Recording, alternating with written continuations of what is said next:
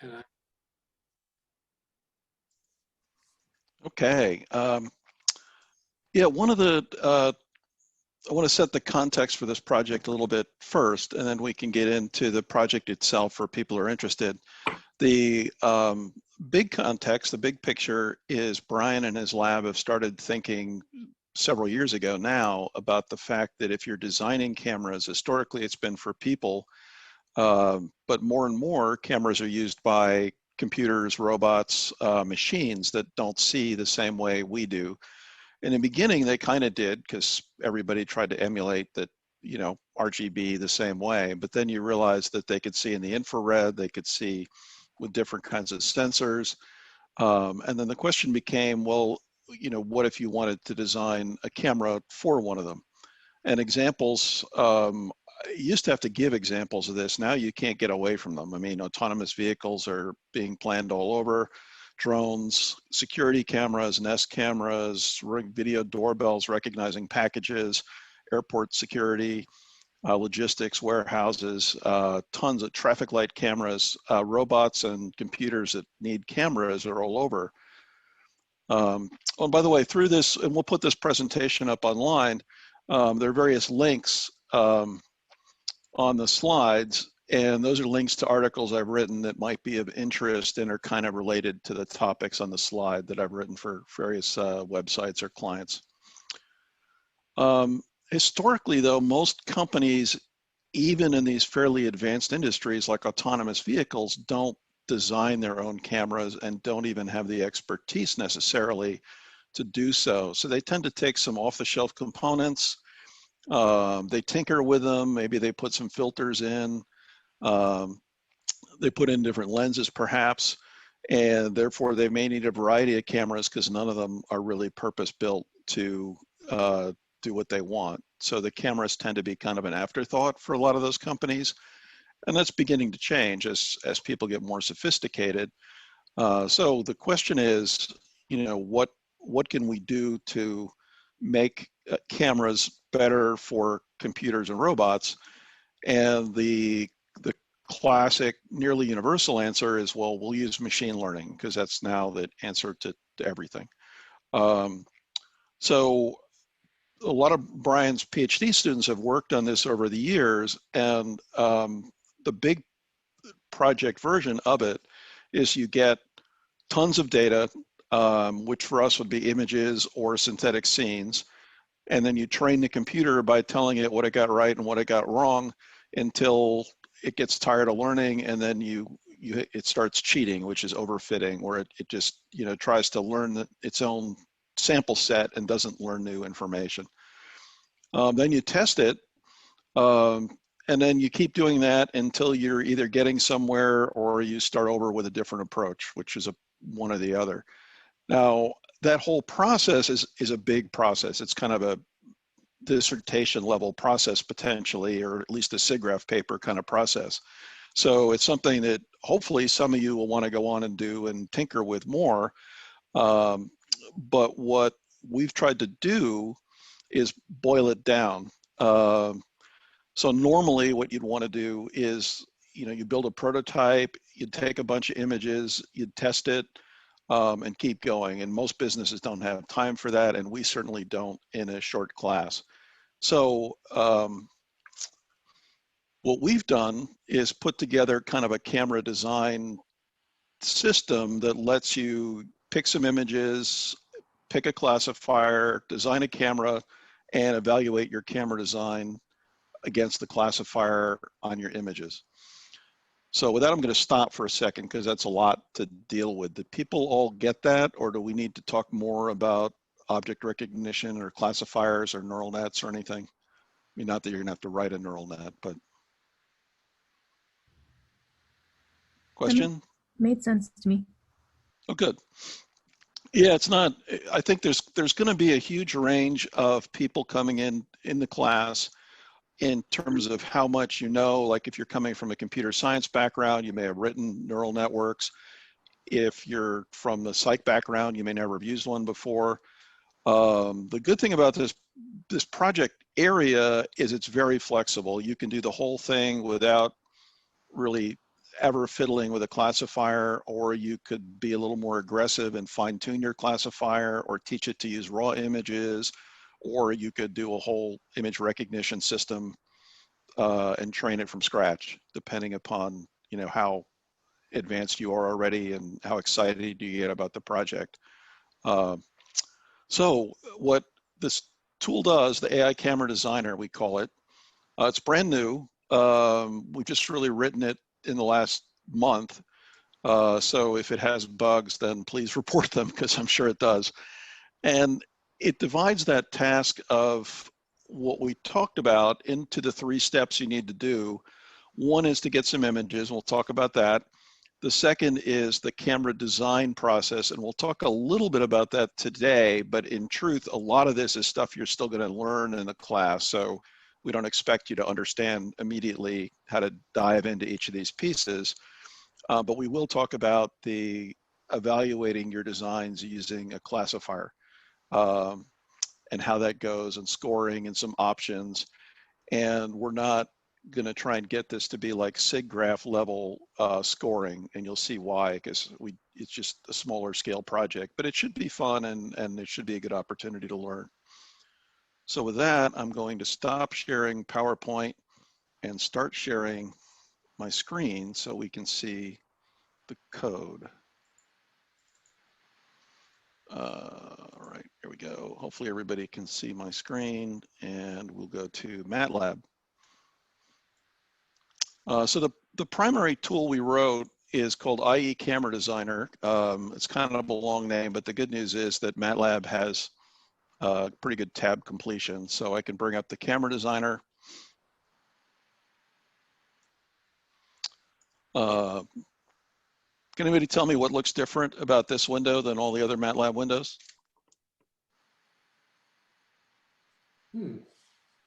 Better fonts. Better font. It uses the Stanford font. So if you too want to use the Stanford font, it's part of the ISETCam distribution under the data GUI folder, I guess. And there's some brief instructions here on how to install it on Mac or Windows. So if you want cool looking, these windows to be cool looking, you can install the Stanford font too, because why not?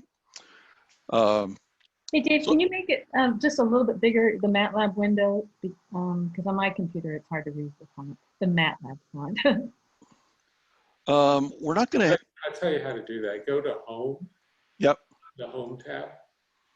Yeah, a little more. Yeah, there you go. Preferences. Over to the right for ways. Oh, preferences. Okay. Preferences. Yeah. And then fonts it's in alphabetical, there you go. And then the font size will come up. And oh yeah, yours are small. It's up there at 10, you mean? Yeah, the one that's at 10, maybe make it, I don't know, 14 or something. Okay. Well, thanks. Oh, there you go. Cool. That's fun. Great, thanks. Sure. Yeah, I was wondering about that. It's a 4K display, and I was kind of wondering how that would work over Zoom with different size screens. Okay, so the first thing we want to do is we need some images to analyze, and we've given you a couple ways to do this depending upon how much fun you want to have and what you want to look for. The first one is this From the Web button, and that brings up an image finder window that's going to let you go out to the web, and you can go to Flickr or Pixabay, which is another image sharing site that has better keywording than Flickr, or actually the Library of Congress, which has a lot of images, but a lot of them are black and white, so it's not quite as interesting as the others. My favorite is Pixabay out of the ones we've supported. You type in your keyword or keywords separated by a comma, you hit search, and it comes back with images. And you can, under settings, say how many images you want at a time. And depending upon the speed of your network and your computer, you may want a small number at a time, at least at first, until you figure out how long everything takes. So now it's given us images of cars. Now, unfortunately, these aren't professionally labeled data sets. We'll get to some of those later. So a lot of these images are not ones we really want to have in our car data set. So we right click and say, oopsie. Let me just hang up on that. So we'd right click and say remove, and then they go away until we get a set that kind of all looks like cars. I guess that has a car in the distance. And we think, okay, that's pretty good. So we can save those to a local folder that we can use later to run the classifier on. One other setting that's helpful here is, well, two others actually. You can tell it to cache your downloaded images, so if you download them again, it doesn't re-download them. You can also limit the size when it downloads them. Most of these images are around 1024 pixels, which if you don't have a powerful GPU on your computer, it can take a while to grind through, not so much the classification, but the camera simulation.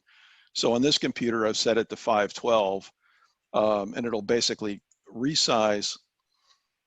Oh yeah, MATLAB has this habit of refronting a different window whenever you cancel stuff out. It'll resize these to 512 pixels when I save it. And oh, it should come up to local automatically. That's not right. We recommend that information like this, you put in your ISETCam folder under local. I have local images. I have cars from Flickr. Now I can have cars from Pixabay.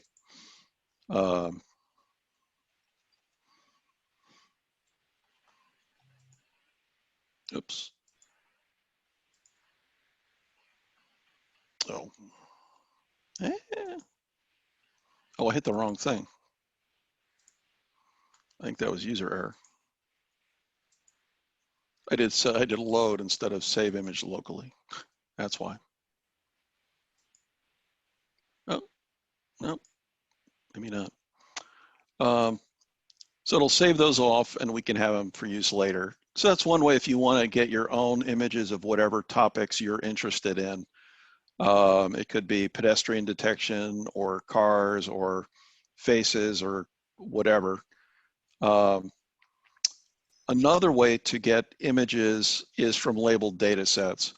And there are a gazillion of them on the web, but most of them aren't really appropriate for what we're trying to do here. So I've uploaded 5 to the AI resources subfolder of the files folder on the website, the course website on Canvas. And this from labeled data sets will take you there.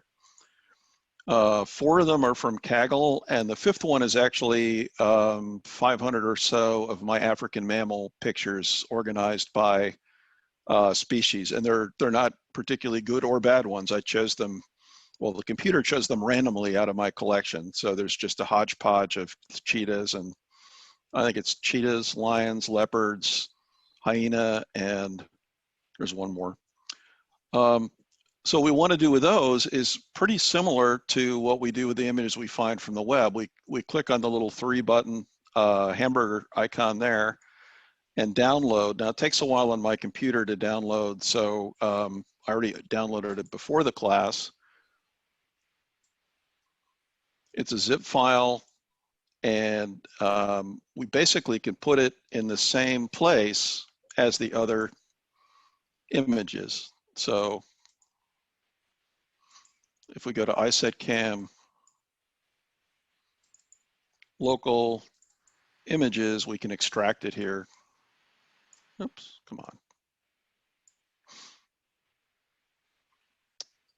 And then you'll see it'll unfold into a set of subfolders by species. So that instead of a really fancy labeling system with a lot of meta tags, we're using a very simple system where each folder is a category, is a class. Cheetah, hyenas, leopards, and lions. I guess there's just 4. And in each one, you can look and see there's a variety of different pictures. And some of them don't always come across. I think ISET will read these correctly as being vertical. For some reason, Windows does not pay attention to the rotate tag metadata in some of these files, which is annoying. Okay, so those are 2 ways you can get images. Any questions about the process? And then plus you can actually just load a local folder too. I mean, if you have images already that you want that are foldered in some way, you can use your own images. Any questions about that? So is the idea that you load these images and then they're going to be tested later by how well a particular network would classify them? Well, how well it will classify them either before and after your camera takes a picture of them.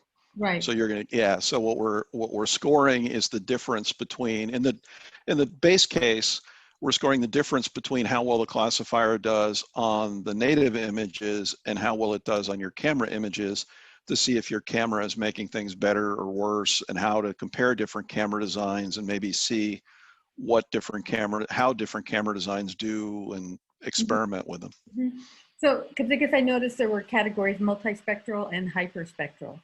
Yeah, those don't really apply for this project. You can load those, but we only have a few of each of those, so there aren't really enough to run a classifier. But yes, you can load those if you want. For other projects, it's we built a little way to get quick at hyperspectral and multispectral data that mostly Joyce took the pictures, and they're up on the web on my website, and you can load those from the Image Explorer 2. But we don't have a ton, so it's pretty hard to do this kind of classification work with them. Right, but you could use them as test cases, right? Yeah, I mean, you're absolutely, anything you can think of. There's fruits, there's some fruit scenes, sure, but there's only, like 6 of each, I think.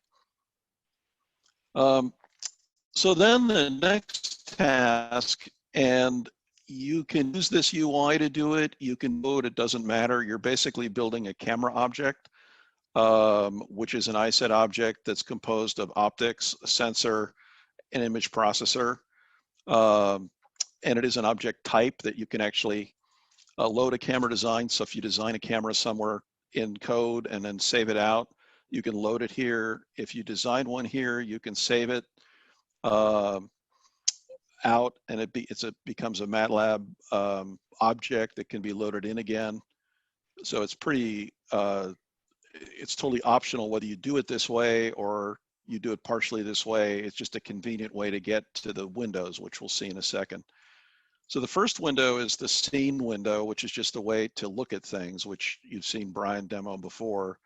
If I just click on an image in the ISET Image Explorer, it'll bring it up in the scene window to get me started looking and experimenting. This is not the world's fastest GPU, unfortunately. So that brings it up in the scene window and lets me kind of look at what I've got. You can see, oh, this one's 1280 because it hasn't been saved off yet at 512. And then I can basically experiment with building the pieces of a camera. I can bring up the optics window and say, show me what it looks like through a set of optics that I can then configure. Yeah, these 1280 images are really slow on here, unfortunately. But it will come up hopefully in a few seconds. Unless I broke ISET.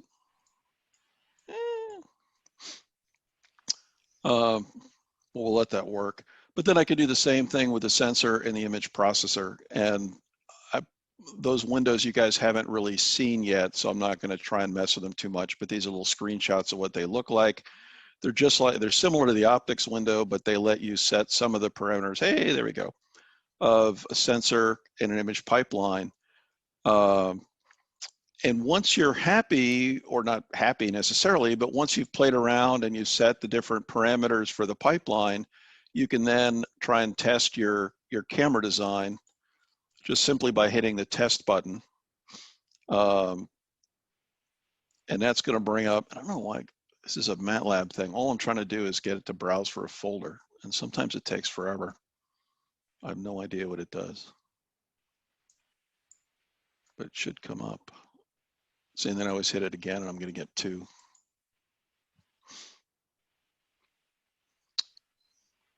While we're at it, any questions about, obviously the process of designing a camera is a course long thing, but any questions about the interface here and what it lets you do? David, Yes.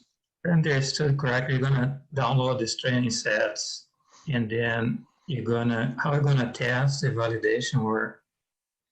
Yeah, I'll show you, and it's not very sophisticated. So one of the areas that somebody might want to do in a project is to actually improve on it. Now, I don't know why the test window, oh, there it comes. I have no idea what took so long. So we can pick, what this is going to do is let us pick it. Yeah, see, I got two. How exciting. Let us pick a folder that we're going to try and classify. So we could actually go to here, for example. Yeah, well, there's no score because we haven't done anything yet. What is it? Oh, Dave, you see something's running back there in the class? Yeah, that's just telling me that it's not really running. Whoops. Well, that was exciting. It's just telling me it wants me to select a folder. That's my progress bar.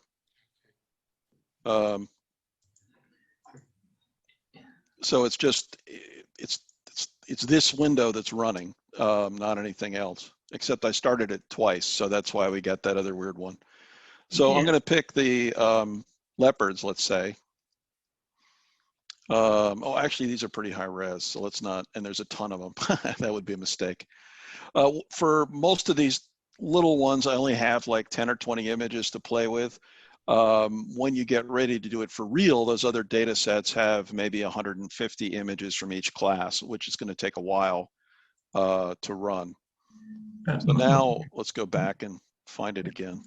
My question is, if you download and train a car data set, then you validate, and then when on a test to classify, you're going to take your own image design with this camera and using that training set? Yeah, we'll get to that. So we're definitely we're not the way you're describing is we're not doing any training in this baseline case. So we're kind of cheating by not cheating, but we're kind of jumping to the end of the process. If people want to start training their own system, that's great, and you may well be able to. I think for some people that's, you know, it's more than they want to bite off for the project.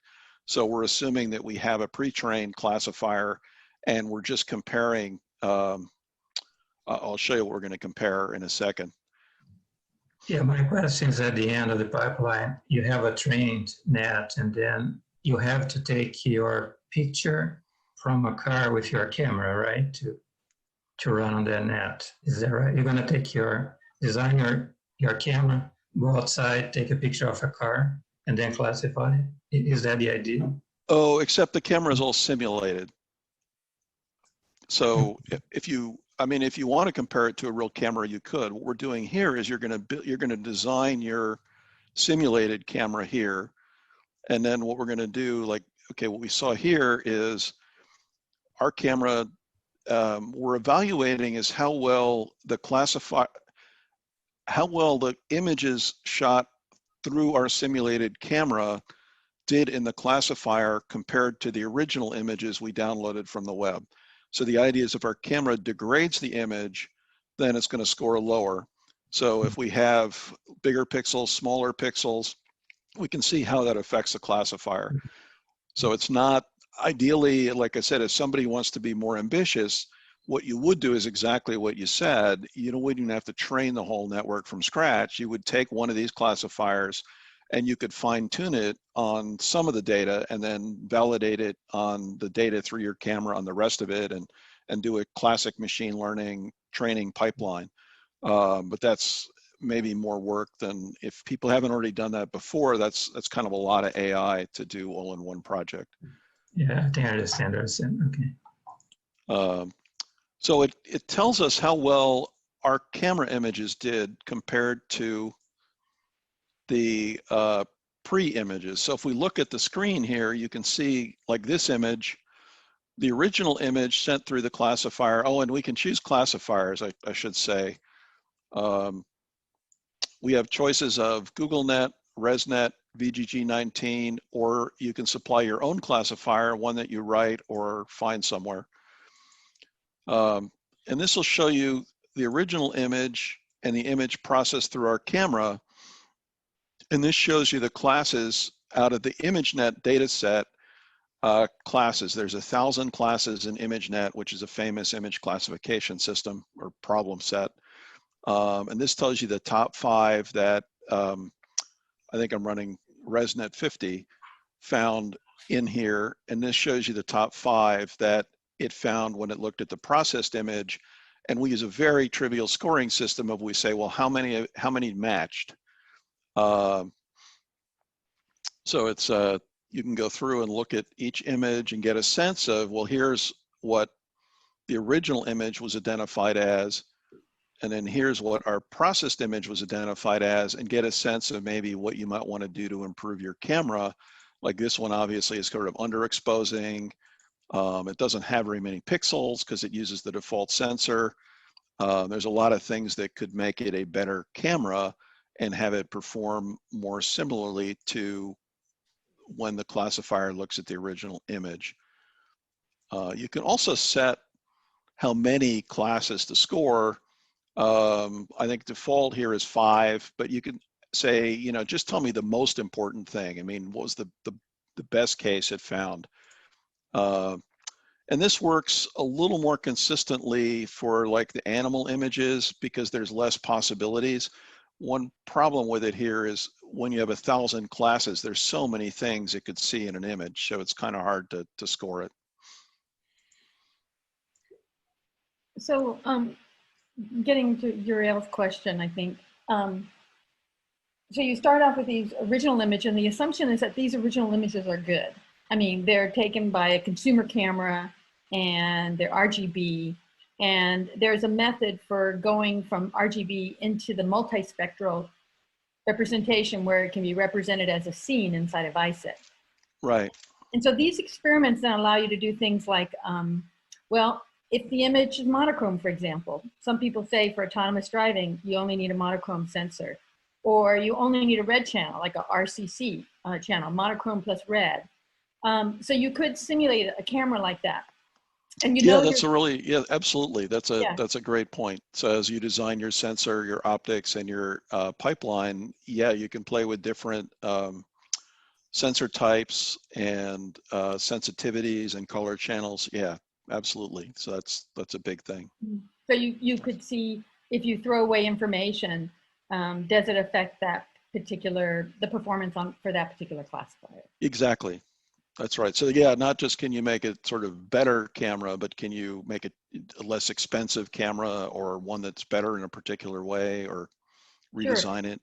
And in a way, you can also think of it as you're learning something about the classifier, because we don't always know what the classifier is working on, right? So if you throw away all the color information and it performs just as well, you could say, oh, the classifier is ignoring color or something like that. So that's kind of cool too, in terms of what you could do with this. Yeah, those are great suggestions. Okay. Any other questions about that part? Could you click on a couple more examples? So for example, the one that says academic gown and garbage truck. Oh yeah, okay. Yeah, this is one of my favorites where you look at it and it is a car, but you've got the sort of gown thing here. You know, it's like, oh, okay, there's a car in that picture, but it's not necessarily the first thing you're going to come up with. Oh, here's yurt versus planetarium. Okay, I could, you know. They both got yurt though. They both got planetarium. So here's the processed one.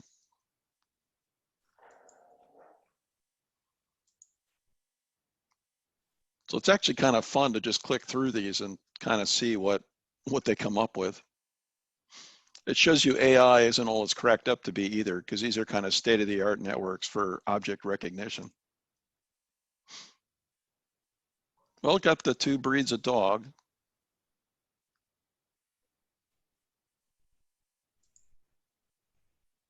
Oh, that one we did. Oh, tow truck. Okay. I'm sure she would not be flattered to learn that she looks like a tow truck. And a fire engine because of the red. You do kind of wonder on some of these how it comes up with them. Yeah. Nighttime scenes with red lights give you a cab, apparently, in the city. So obviously, which it might. I don't think it is, though. Car wheel. Oh, here's another cab. I like cabs. Everything's a cab. But well, this is ResNet. That is a cab. Yep. Yeah, it's ResNet 50. I think we also have access to ResNet 101 if anybody wants to compare the two. I didn't put it in the code, but it's easy enough to do. Oh, speaking of which, one thing that's going to happen that's sort of not that well implemented, but we do have instructions in a video, I believe, is when you first go to run these classifiers, you, number one, need the deep learning toolbox. But number two, each classifier has a couple hundred megabytes worth of weights that it will download if you want it pre-trained. I mean, you could train it yourself, but if you don't want to, and it's going to come up with an error, and it's going to show you a link to the add-on toolbox, and you need to download like ResNet 50 or GoogleNet or whichever one you want to use from MATLAB right in the add-in toolbox. It's not hard, it just isn't very user-friendly because it comes up with a big error message, and in there is a link. So if you have an issue with that, let us know. The other thing about the camera design I wanted to point out is that these windows only present a small fraction of the things you can customize about your optics, your sensor, and your image processor. So if you want to get very complex with them, you're going to want to write code.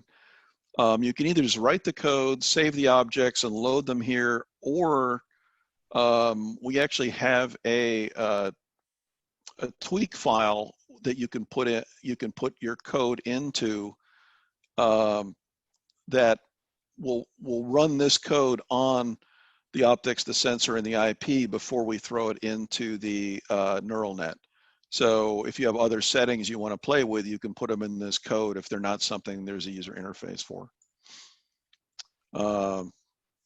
Yeah, and then I guess kind of the final thing I wanted to say is all of this is in ISETCam. It's all written in MATLAB. It's all open source. You've got it all on your machines if you've pulled the ISETCam.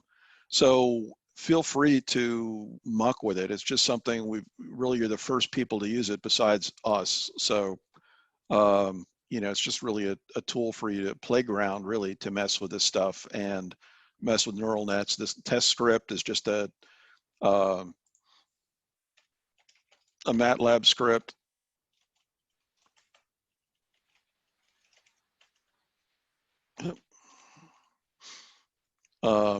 That I've actually put some comments in finally, and it just runs your choice of classifier and does some scoring, and the scoring is just something I made up. So you can, I mean, feel free to change the scoring or evaluate your net in different ways. There's a lot of code in the middle that tries to make it fair, and it will cache. Generating an optical image is pretty expensive. So if you process a folder through here, it will cache the optical images and the optics until you change the optics, then it has to regenerate them. So if you don't change your optics, it won't regenerate the optical images, and that's just a performance enhancement thing.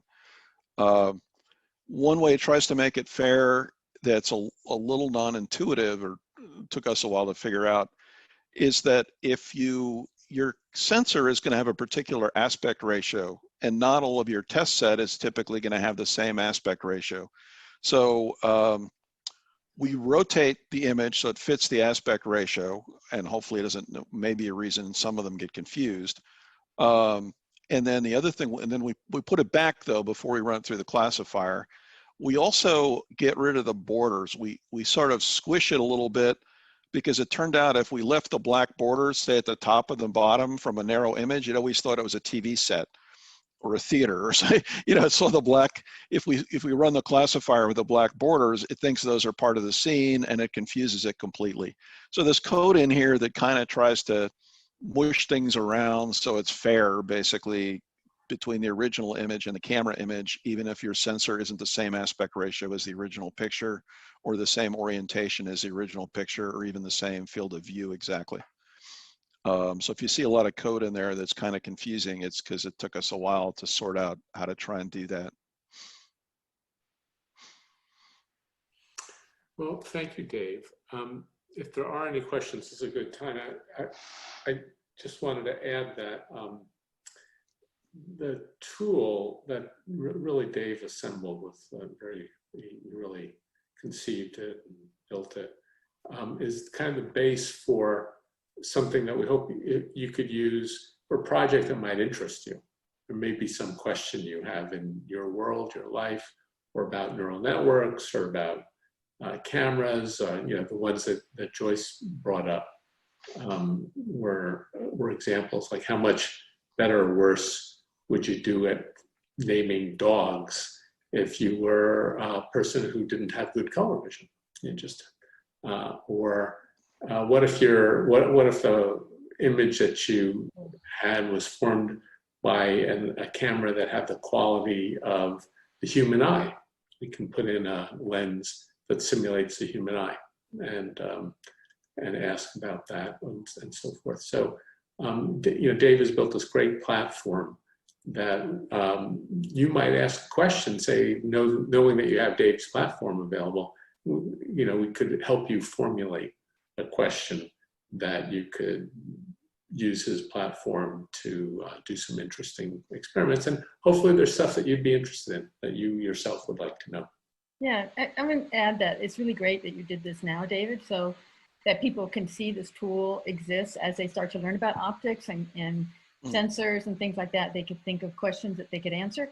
And the other thing is we always like the projects to be group projects because I think, well, students enjoy it more. So the fact that you brought this up now, if there's anything we can do to help people, meet one another and work together in groups, I think that'd make it be fun. You would be using this tool and there'd be somebody, hey, how if we try this, or if we try that? A lot of interesting questions could come up. So you could think of this as a resource that's available. And you could also think that you could do a project with a group and we could help you connect if you want some help in connecting with people. Yeah. Yeah, that point Joyce made about having fun is true, that in years past, we've now mentored hundreds of projects, and the ones where sometimes you have to do it by yourself because it's so special and so forth, but the little group projects, friendships form, and it's fun to see how much fun people had doing different parts, and sometimes they add funny things. It's kind of fun. Okay, well, let me pause the recording or stop the recording. Yeah, I guess I should stop this one so it'll make a separate one, and then we'll start discussing about any questions or comments.